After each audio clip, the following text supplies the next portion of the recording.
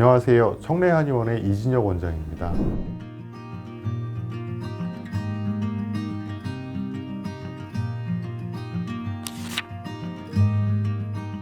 작년 통계로는 우리나라에서 치매 환자분들의 76% 정도가 알츠하이머로 이제 알려져 있고요.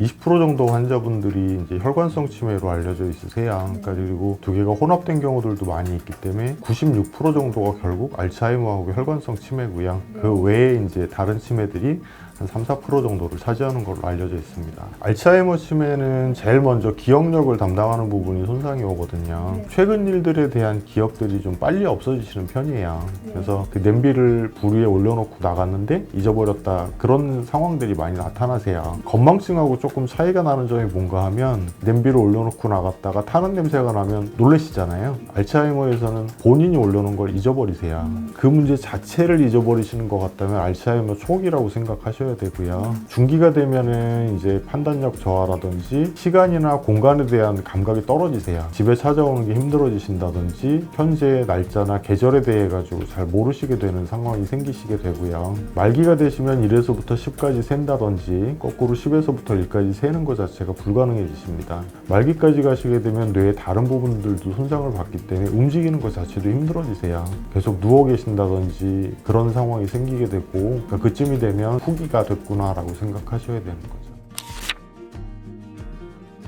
알츠하이머 치매의 원인은 아직 정확하게는 밝혀져 있지 않은데요. 이제 크게 두 가지라고 생각을 하고 있습니다. 첫 번째는 베타아밀로이드라고 하는 단백질이 뭉쳐서 만들어진 베타아밀로이드 플레이크라고 하는 거고요. 두 번째로는 타우 단백질이라고 하는 단백질이 변성을 일으키면서 만들어지는 신경섬유 다발, 두 가지가 이제 문제를 일으킨다고 생각하고 있고요. 이 중에서도 최근에는 더 문제가 되는 게 타우 단백질 변성으로 인한 신경섬유 다발이 더 근원적인 문제가 될 거라고 생각하고 있습니다. 그 이유가 베타아밀로이드 플레이크를 없애는 약들이 몇 가지가 개발이 됐는데 그걸로 그렇게 큰 효과를 보지 못하고 있거든요.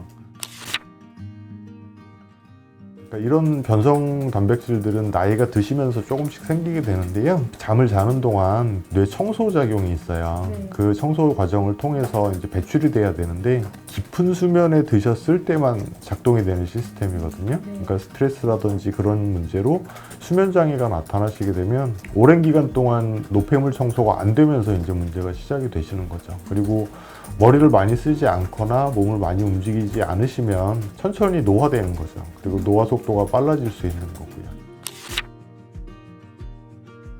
첫 번째로 이제 저희가 이게 정말 아밀로이드 플레이크를 줄이는가, 그리고 두 번째로는 타우 단백질로 인해서 만들어진 신경섬유 다발이 제거되는가였거든요. 치매가 걸리도록 방치한 주제하고 비교했을 때는 반 이상이 줄었던 걸로 제가 기억을 하고 있습니다.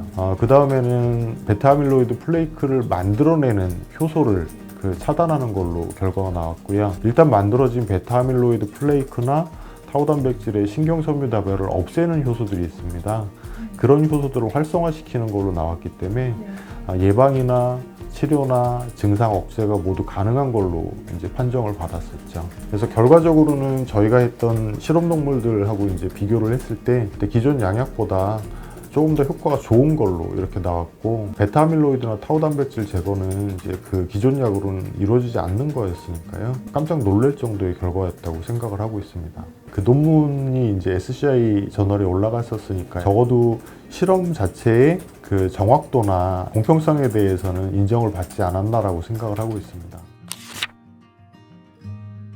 처방 자체는 오래전부터 내려오던 처방이라 실제로 치매가 치료될 거라는 생각은 안 했었거든요. 근데 우연히 치매 환자분한테 약을 처방하고 나서 대소변 못 가리시던 환자분이셨어요. 그리고 옆에 이제 배우자 얼굴을 못 알아볼 정도셨기 때문에 이제 말기에 가까운 상태셨거든요. 근데 중기 정도 이상까지 호전이 되셨어요. 이제 보호자분하고 말이 통할 정도가 되고 대소변을 이제 스스로 해결하실 정도가 돼서 저희가 그때 사실은 놀라서 시작을 한 거고요.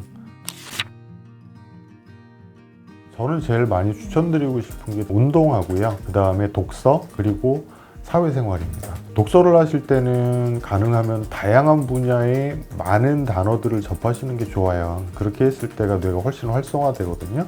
그래서 신문 읽으시는 걸 많이 추천드려요. 신문은 본인 의지와 상관없이 여러 가지 분야를 보실 수 있으니까요. 그리고 두 번째로는 이제 운동인데요. 운동은 이제 혈관성 치매를 일으키는 성인병을 예방하는 데도 도움이 되고요. 운동을 하기 위해서 몸을 움직이는 것도 결국은 뇌에서 명령을 내려야 되는 거거든요.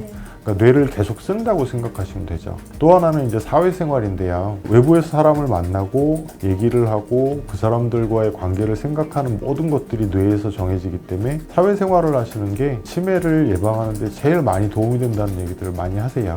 그러니까 이 세 가지를 꾸준하게 해주신다면 치매 예방하시는 데 많이 도움이 되실 겁니다. 치매는 아주 어려운 병이기는 하지만 전혀 가망이 없는 병은 아니라고 생각합니다. 지금 치매로 고생하고 계신다면 조금 더 여러 가지 방법을 찾아보셨으면 좋겠고요. 더 중요한 거는 사실은 치매 전 단계에 있는 경도인지 장애 환자분들이라고 보거든요. 우리나라에 있는 치매 환자분들이 100만 명이 좀 안 된다면 경도인지 장애는 그 3배가 넘는 환자분들이 계신다고 알려져 있어요. 그 단계에서는 치매까지 가지 않으실 수도 있거든요. 방치하셨을 때는 6년 안에 80% 정도 환자가 치매로 발전을 하시게 돼요. 반면 그 안에서도 관리를 잘한 20%의 환자분들은 치매까지 가지 않고 끝이 나시거든요. 경도인지 장애로 판정을 받으셨다면 그때부터 빨리 치매를 예방하기 위한 치료를 시작하셨으면 좋겠고요. 요즘은 치매 검사를 하는 게 굉장히 편해지셨어요. 가능하면 자주 검사하시고 치매의 경우라도 포기하지 마시고 빨리 치료를 시작하셨으면 하는 게 제 바람입니다.